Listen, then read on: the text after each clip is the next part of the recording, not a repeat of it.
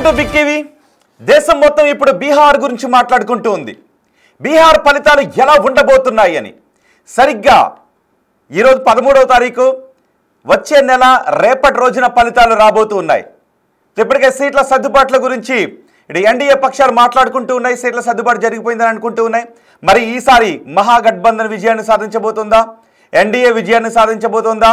MIM ఎటువంటి ప్రభావాన్ని చూపించబోతోంది అనే చర్చ కంటే ఈసారి జనస్వరాజ్ పార్టీ, పీకే పార్టీ చూపించబోయే, ప్రశాంత్ కిషోర్ పార్టీ చూపించబోయే ప్రభావం ఎలా ఉండబోతోంది అన్న దానిపై ఎక్కువగా చర్చ జరుగుతోంది. సో బీహార్లో ప్రశాంత్ కిషోర్ పార్టీ చూపించే ప్రభావం ఏంటి అన్న దానిపైన ఇప్పుడు మనం చర్చించబోతున్నాం. ఈ చర్చలో మనకు అందుబాటులో ఉన్నారు సీనియర్ విశ్లేషకులు పెంటపాటి పుల్లారావు గారు. పుల్లారావు గారు నమస్తే అండి. నమస్కారం అండి. పుల్లారావు గారు, ఈరోజు 13వ తారీఖు, రేపు 14, సరిగ్గా రేపు ఈ రోజు నాటికి వచ్చే నెల బీహార్ ఫలితాలు వచ్చేస్తాయి. బీహార్ ముఖ్యమంత్రి ఎవరో తేలిపోతుంది. సో దానికంటే ఎక్కువగా ప్రశాంత్ కిషోర్ పార్టీ చూపించబోయే ప్రభావం ఏంటి అన్న దానిపై ఇంకా ఎక్కువ చర్చ జరుగుతుంది. ఎందుకంటే ఎంతోమందిని ముఖ్యమంత్రులు నేనే చేశానని ప్రశాంత్ కిషోర్ ఇప్పుడు చెప్పుకుంటూ ఉంటుంటాడు కాబట్టి. సో బీహార్లో ప్రశాంత్ కిషోర్ పార్టీ ప్రస్తుతం ఎలాంటి ప్రభావాన్ని చూపించబోతోందని మీకు అనిపిస్తోందండి? ఒకటి, ప్రశాంత్ కిషోర్ చాలా పెద్ద పర్సనాలిటీ. ఆయన ముఖ్యమంత్రులకి ఎవరు సాయం చేసినా సారు గీరు అని పిలిచేవాడు కాదు. వాళ్ళ పేర్లే. రాహుల్ గాంధీని అయ్యా బాబు లేదు, రాహుల్ అంతే. ఆ పర్సనాలిటీ సంపాదిస్తున్నాడు. చిన్న టౌన్ నుంచి, చిన్న పట్టణం నుంచి బీహార్లో వచ్చి అంత పైకి వచ్చాడు. పాలిటిక్స్ బాగా తెలుసు. బీహార్లో కూడా నితీష్ కుమార్కి పనిచేసి ఒకసారి 2015లో గెలిపించాడు బీజేపీకి వ్యతిరేకంగా. అన్నీ తెలుసు. ధైర్యవంతుడు. మీడియా ఆయన ఎక్కడికి వెళ్తే అక్కడ వందల మైకులు వచ్చేస్తాయి మాట్లాడేసుకోవటానికి. అందరూ కొనుక్కోవాలి పబ్లిసిటీ. ఆయనకు అదేం లేదు అని మనం చూస్తున్నాం. ముఖ్యంగా ఏమిటంటే ప్రశాంత్ కిషోర్కి 10% ఓట్లు వస్తాయా, 15 వస్తాయా, 20 వస్తాయి? ఆయన ఏమంటున్నాడు, వస్తే నాకు 5-10 ఎమ్మెల్యేలు వస్తారు, లేకపోతే 120 వచ్చేస్తారన్నాడు 243లో. అంటే ప్రజలకి ఇసుకొచ్చేసింది బీహార్లో. అంటే అన్ని చోట్ల ఎవరు చూస్తున్నా మొహాలు, ఆ మొహాలే కదా. 40 సంవత్సరాలు 50 సంవత్సరాలు వాళ్ళు, వాళ్ళ పిల్లలు, వాళ్ళ మనవాళ్ళు, వాళ్ళ భార్యలు, కొత్త వాళ్ళు ఎవరు రానివ్వట్లేదు కదా రాజకీయానికి. ఇప్పుడు మీరు అందువల్ల బీహార్లో ముఖ్యంగా ఏంటంటే నితీష్ కుమార్ మంచివాడు. నేను ఆయన పెద్ద ఫ్యాన్, పర్సనల్ ఫ్యాన్. చాలా మంచివాడు, ఆనెస్ట్ మ్యాన్, పాలిటిక్స్లో ఉండవలసిన వాడు. కానీ 20 సంవత్సరాలు ముఖ్యమంత్రిగా ఉన్నాడు.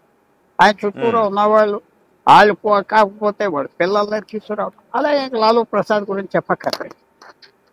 ఆయన 77 నుంచి పాలిటిక్స్లో ఎంపీగా ఉన్నాడు.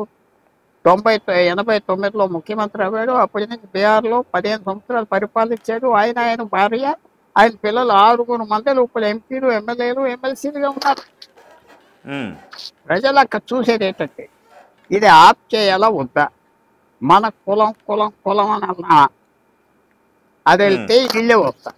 లాలు అయినా వస్తాడు, నితీష్. ఆ కులాన్ని ఒక్కరోజు మర్చిపోదాం. ఎందుకంటే కులం పేరు వాడి టీసీలని, ఎస్సీలని, ఓసీలని, ఫార్వర్డ్ అని, బ్యాక్వర్డ్ అని పెట్టుకుని మళ్ళీ ఉపయోగించుకుంటున్నారు. 243 మంది ఎమ్మెల్యేలు, 40 మంది ఎంపీలు, ఇంకో 50 మందో 40 మందో ఎమ్మెల్సీలు, 400-500 మంది పరిపాలిస్తున్నారు. పని ఓటు ఈసారి మనం అనుకుంటే ప్రశాంత్ కిషోర్ 10-15% ఓట్లు వస్తాయి. ఎవరు గెలుస్తారు సార్? నితీష్ కుమార్ ఓడిపోవచ్చు, బీజేపీ ఓడిపోవచ్చు, లాలు ఓడిపోవచ్చు. సో అయోమయ పరిస్థితిలో మాత్రం. రెండో పాయింట్, ప్రశాంత్ కిషోర్ కనుక 10-15% ఓట్లు వచ్చి తారుమారు చేసి తమిళనాడులో విజయ్కి ఇంపాక్ట్. ప్రతి రాష్ట్రంలో ఈ పాత పాలిటిక్స్ వదిలేసి కొత్త politics, main stream media, social media, ఆ తేడా. Main stream media, YouTube channels వెయ్యి పవర్ఫుల్గా ఉన్నాయి. ఇవాళ యూట్యూబ్ ఛానల్స్ కూడా ఈక్వల్ పవర్ఫుల్గా ఉన్నాయి కదా.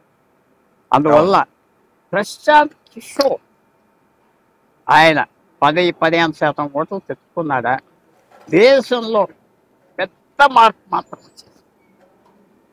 కొత్త వాళ్ళు, యువకులు, వాళ్ళు ఇదేంటి వీళ్ళు చేసేది.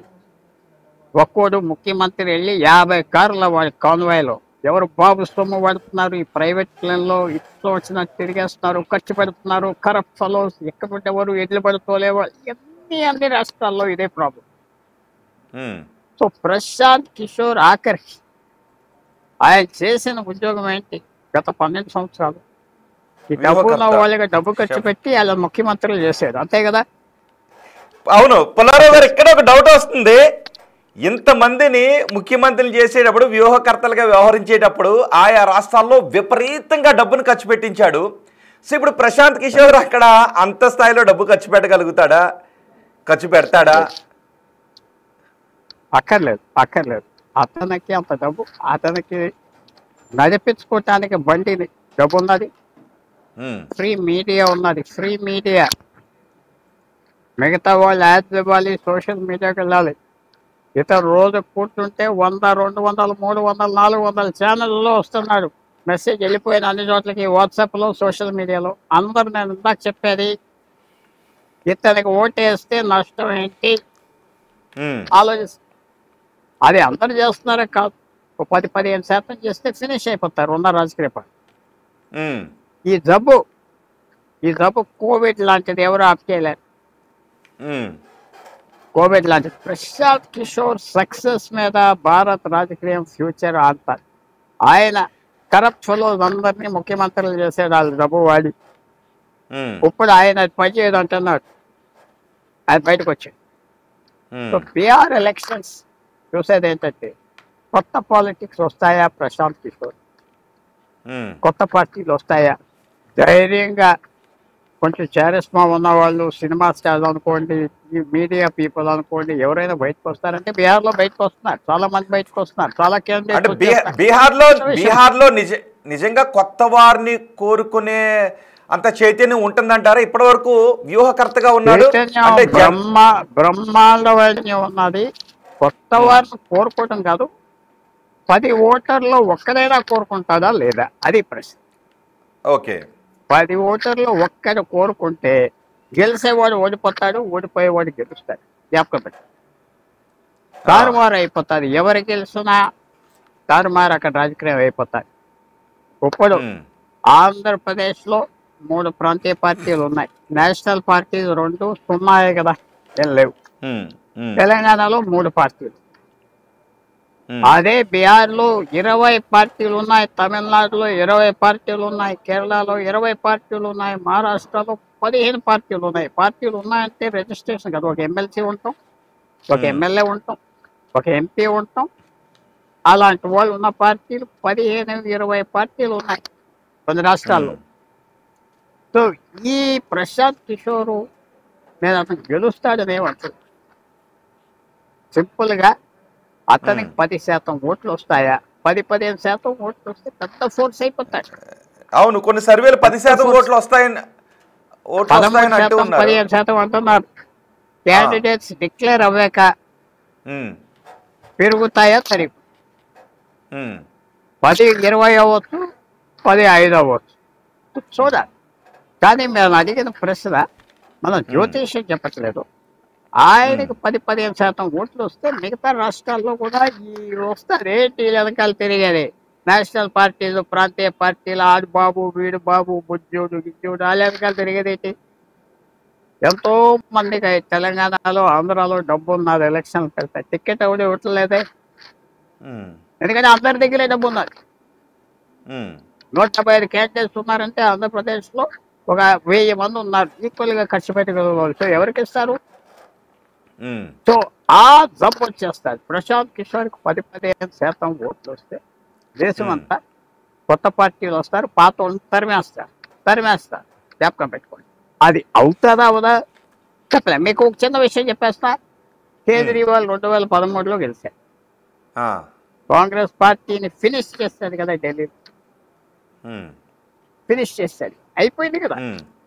15 సంవత్సరాలు 20 సంవత్సరాలు బట్టి నాయకత్వం పోయింది, ఎవరు లేడు, ఏదో మీడియాలో వచ్చి వాగేవాడు ఉన్నారు తప్ప పెద్ద స్టాల్వర్స్ అందరూ కథం హిస్టరీ అయిపోయారు. కేజ్రీవాల్ చేసిన పని.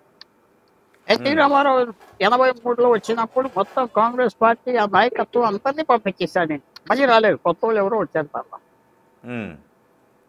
Same thing Punjab.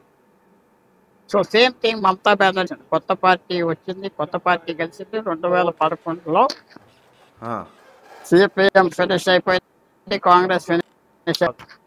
ఎదురు చూసేది. అంటే ప్రశాంత్ కిషోర్ ఖచ్చితంగా ఒక ప్రత్యామ్నాయంగా ఎదగగలుగుతాడా బీహార్లో? లేదు మొన్న 15% వాళ్ళదే ఫ్యూచర్. వాళ్ళదే. కానీ అదే అతను పార్టీ పెట్టిన తర్వాత జరిగిన ఉప ఎన్నికల్లో కనీసం డిపాజిట్లు కూడా సాధించలేదు. అంటే దాన్ని బట్టి ఏమన్నారంటే డిపాజిట్లు అది కాదు, డిపాజిట్లు వస్తాయి నేను అంటున్నానా? డిపాజిట్లు రావాలా? 10 లక్షల ఓట్లు పడిన చోట ఒక వ్యక్తికి ఓ 50,000 ఓట్లు వస్తే గొప్పతనం కదా? గొప్పతనం కదా? ఆ కాన్షీరామ్ ఎలాగొచ్చేది పైకి? 420 అప్పుడు యూపీలో పెట్టి 5% ఓట్లే వచ్చింది. అన్ని చోట్ల డిపాజిట్లు పోయినాయి. కానీ వాళ్ళ దగ్గరికి అందరు పరిగెత్తి వచ్చారు. మాతో అలయన్స్ పెట్టుకోని ములాయం వచ్చి పవర్ ఇచ్చాడు. సో ప్రశాంత్ కిషోర్కి డిపాజిట్లు రాలేదు. డిపాజిట్లు ఎందుకు వస్తాయి? 15 లక్షల ఓట్లు పడినప్పుడు నాకు 70,000, 80,000, 1,00,000 ఓట్లు వస్తే చాలా చాలా గొప్ప కదా. అందువల్ల మీరు అలా ఆ లెక్కలు అదంతా పాత లెక్క మెయిన్ స్ట్రీమ్ అలవాటు పడిపోయి మీరు చెప్తున్నారు డిపాజిట్ రాలేదా అని. కానీ డిపాజిట్ అక్కర్లేదే. నేనేమన్నా 10% ఓట్లు వస్తే మీ డిపాజిట్ పోతాయి. 16% ఓట్లు కావాలి. 10% ఓట్లు ప్రశాంత్ కిషోర్ తీసుకుంటే నితీష్ కుమార్ అవుతాడో పోతాడో చెప్పలేము. మోడీ అదే ఎవరు పోతారు? అది ఏ మహాగఠబంధన్ కి గుదిబండిగా మారుతుందా, ఎన్డీఏకి గుదిబండిగా మారుతుందా? నేను అనుకుంటున్నా మహాగఠబంధన్కి హెల్ప్ అవుతాడు ప్రశాంత్. హెల్ప్ అవుతాడా? హెల్ప్ అవుతాడు. ఎందుకంటే మహాగఠబంధన్కి ముస్లింలు 20% వేస్తారు. వాళ్ళు ఇవన్నీ ఏం చూసుకోవట్లేదు. వాళ్ళ గడవ వాళ్ళది. ఈ యాదవ్లో కొంతమంది వేస్తారు. యాదవ్లో కూడా మొహమ్మద్ తీసేది లాలూ ప్రసాద్ యాదవ్. ఏంటి వీడికేనా అని, మిగతా వాళ్ళు లేరా అని. కానీ వాళ్ళకే బెనిఫిట్ వస్తుంది. ప్రశాంత్ కిషోర్ వల్ల లాలూ ప్రసాద్ యాదవ్. కానీ ఒకటి 2020లో 2025 బీహార్ ఓటర్లు చూస్తే 20% తేడా ఉన్నది. కొత్త ఓటర్లు వచ్చారు. వాళ్ళకి ఎలాగున్నది? మనకి ఏంటి, వీళ్ళేంటి ప్రైవేట్లలో తిరుగుతున్నారు, బాగా తిరుగుతున్నాడు లాలూ కొడుకు, లేకపోతే నితీష్ చుట్టూరా దొంగలు ఉన్నారు. బీజేపీ ఏంటి వీళ్ళేనా? ఆ ప్రశ్న వస్తుంది. ఆ ప్రశ్న ఓటర్లో 10 మందిలో ఒకటికి వస్తే పని ఫినిష్. మీరు ఒక విషయం చెప్తున్నాను. ఒకరు 2 ఎమ్మెల్యేలు పోటీ చేశారు. ఒక్కటి 50 కోట్లు ఖర్చు పెట్టినాడు ఆంధ్రాలో. పక్కడు వచ్చి 5% ఓట్లు పడిపోయి ఓడిపోతే వాటి ఖర్చు పెట్టింది సచ్చిందంతా వేస్ట్ కదా. వేస్టే కదా. లాటరీ లాగా వేస్ట్ అయిపోయింది కదండి. లాటరీకి రూపాయి నువ్వు సగం పెట్టుకున్నాక వేస్ట్ అయిపోయింది. అన్సర్టనిటీ. ఇంకా అన్సర్టనిటీ అంటే అస్థిరత తీసుకొచ్చేస్తావు ఎలక్షన్లో. నా డబ్బుతో పని అవ్వదు అన్నది రావాలి. డబ్బుతోనే పని అవ్వదు అని తేవాలి. బ్లఫ్స్, డ్రామాలు, ఫోటోలు, వీడియోలు తీసి అవన్నీ ఎగిరిపోతాయి. కానీ సింపుల్ గా ఏంటంటే వారికి బెనిఫిట్ వస్తుంది, మహాగఠబంధన్ బెనిఫిట్ వస్తుంది. ప్రశాంత్ కానీ తేజస్వి యాదవ్ పైన పోటీ చేస్తాను అని ప్రశాంత్ కిషోర్ అంటున్నాడు. అనుకున్నాడు కానీ చేయదు ఆఖరికి. ఎందుకంటే ఇంకోళ్ళని పెడతాడు అక్కడ, వాడి కులస్తుడునో పాడో. ఎందుకంటే వేస్ట్ అయిపోతుంది టైం అంతా. ఓకే, ఓడిపోకూడదు. అర్బన్ సీట్లో పెడతాడు, ఎక్కడ సిటీ సీట్లో పెడతాడు. తేజస్వి యాదవ్ మీద తనే పోటీకి దిగితే అది వ్యూహాత్మక ఫెయిల్యూర్ గా పరిణమించే అవకాశం ఉంటుందా? అది రావచ్చు కదా. ఇప్పుడు పల్లెటూరులో వెళ్ళి పెడతాం కష్టం కదా, ఇంతవరకు ఉండాలి. సో నేను అనుకుంటున్నా అతను పెట్టడు, ఎవరినో పెట్టవచ్చు, ఇంకో మంచి క్యాండిడేట్ ని పెట్టవచ్చు వాడి మీద. కానీ బెదిరించి 2 స్థానాల నుంచి పోటీ చేస్తాడా తేజస్వి యాదవ్? తేజస్వి యాదవ్ 2 స్థానాల నుంచి పోటీ చేస్తే వాడికి మోరల్ డిఫీట్. చూద్దాం, ఆశిద్దాం. ఫైనల్ గా అసలు పాదయాత్ర ప్రభావం, హామీల ప్రభావం, కొత్త వారికే 90% కొత్త వారికే ఇస్తాననే హామీ, ఈ హామీలన్నిటి ప్రభావం ఎలా ఉందనిపిస్తోంది? కొంతవరకు ఉన్నది. అందరూ ఆలోచన ఏంటంటే ప్రశాంత్ ఓటేస్తే ఈ టైరెంట్స్ డెమోక్రసీని ఎవరైతే మొనోపలైజ్ బాగా తినేశారో, చేత పెట్టుకున్నారో అక్కడ అది అందరికి 10% ఉన్నదా లేదా అది ఆఖరికి నేను ఇందాక వచ్చే 15 రోజుల్లో 10% 15 అవ్వచ్చు, 10% 5 అవ్వచ్చు. ఎందుకంటే వీళ్ళు ఓడిపోతున్నాడు, వీడికి వేసేది పాపం ఓటు వాళ్ళని ఓటు కొడతామని ఇంకో చోటికి వెళ్ళిపోవచ్చు. ఏ ఫ్యాక్టర్ వస్తుందో ఒకటి మాత్రం జ్ఞాపకం పెట్టుకోండి, ఉత్తరప్రదేశ్ బీహార్లో ఆంధ్రప్రదేశ్ లాగా కాదు, తెలంగాణ లాగా కాదు.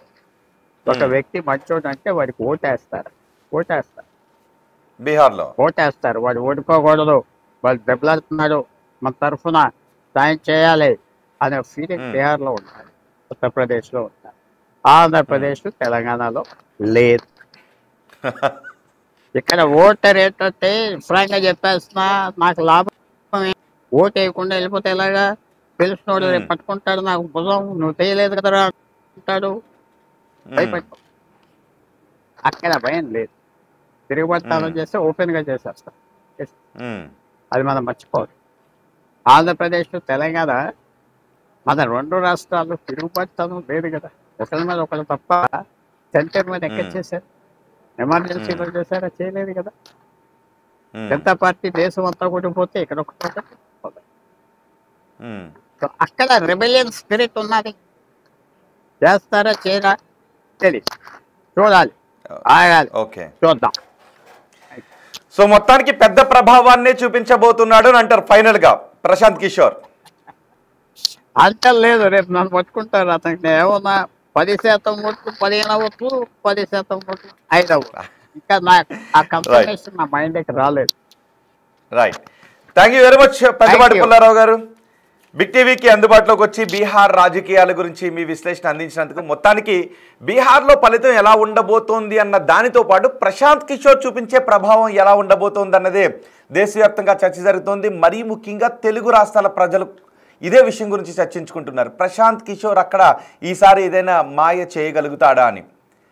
సో చూద్దాం. మరి పెంటపాటి పుల్లారావు గారు అంటున్నారు ఖచ్చితంగా ఒక మాయ అయితే చేయబోతాడు, కానీ అది ఇప్పుడు విశ్లేషకులు అంటున్నాడు ఇప్పటికే వస్తున్నటువంటి డేటా ప్రకారం 10% 15% అవుతుందా, 15% 5% అవుతుందా, ఏం జరుగుతుందో చూడాలి. కానీ మహాగఠబంధన్కి కొంత ఉపయోగం జరగవచ్చు ప్రశాంత్ కిషోర్ అక్కడ పోటీ చేయడం ద్వారా అనే అభిప్రాయాన్ని విశ్లేషణ వెలుబుచ్చుతున్నారు. మరి చూద్దాం.